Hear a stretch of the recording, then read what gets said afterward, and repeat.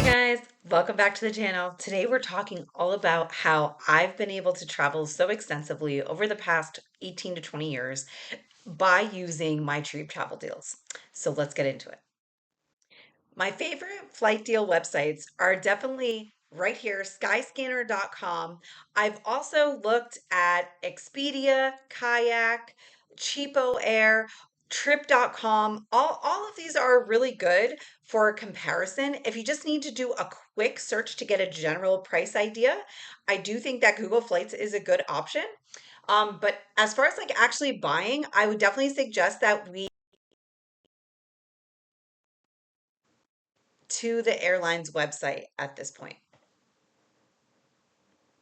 And that's just because there's been so much issues surrounding airfare right now as far as changes, delays, cancellations, and it's really just easier if you book directly with the airline website and don't have to go through a third party, which would be any of these other websites. However, for just like pricing purposes, Skyscanner has a great function where you can search by month. So say that you can go in the month of September, but you're not sure when you want to go because you are flexible and you want to search by price, that's something you can do. You can also check for the whole year, just kind of what is the general price for that fare. You can see different routes, like you can put in your route, for example, and you can see, oh, okay, it's cheaper for me to go in February and October.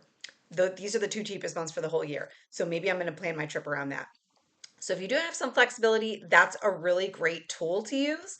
But as far as booking, again, I'm going to say take that information, go directly to the airline that it's saying is pricing out the cheapest for your exact month or dates.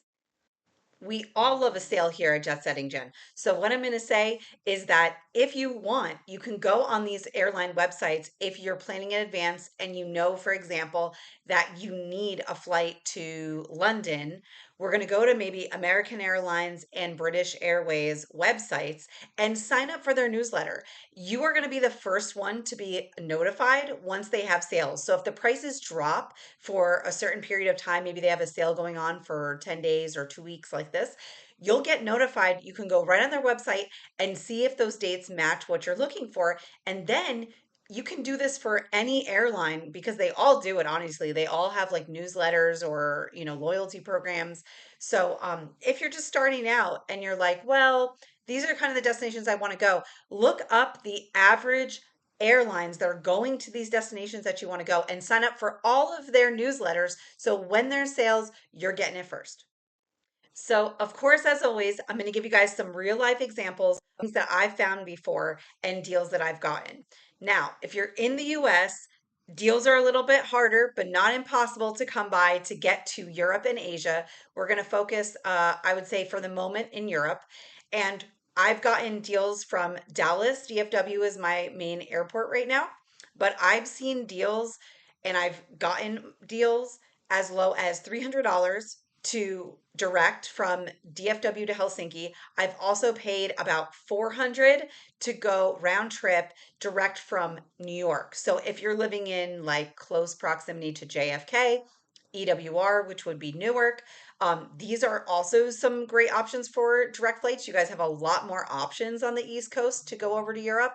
And those deals are usually from September to March or April. That's what I would say. Those are the prime months for all the deals on direct flights. Now, if you don't care about direct flights, this is another great thing that Skyscanner has is you can search by direct flights or you can take direct flights off and just search by the cheapest fare, which if we know anything about flights is almost always going to be a connection. So if we want a connection on your way over to Europe, for example, because we don't want to pay as much, or maybe we do want to stop somewhere on the way, you know, Hop2 is great for that specifically. You can also take a look if you have any interest in Turkey. They do a stopover program where you stop over for like a day or two and you can book it directly through Istanbul Airlines or Turkish Air. And of course, you're going to have to go to Istanbul, but it's usually for about 24 to 40 hours. And they'll give you a free hotel and a free tour of the city. So that's unheard of. I've never seen anything like that before. I have not used this program, but when I went to Istanbul, I saw that they were promoting it everywhere. So obviously the government taking it really seriously, that they know that there's money in tourism. Another way to save some cash is, of course, to fly a budget airline. If we're looking international, Level, Play, I know some of these airlines are teetering on bankruptcy, but if you still have time to book with them, and they have the route that you want. I mean, I've seen from New York to Europe direct, or even with one stop to Iceland, Barcelona, Dublin, Berlin, from like $100 one way. So, I mean, that's a great deal if you can swing it. I've been to Puerto Rico on Spirit Airlines. Not that I'm saying Spirit is great, but Spirit is good for exactly what we think it is, which is if we are traveling very light with a backpack, and if we don't care so much about our seat assignment or being crammed in the plane. A lot of these planes are doing that nowadays, anyways. So, my thought is to go to Puerto Rico with one stop from Dallas for $80 round trip. I mean, wow, that was an amazing deal. Still not, I mean, not technically an international trip, because Puerto Rico is part of the US, but still a great fair deal for sure. Ready to work with a travel agent but don't know where to start?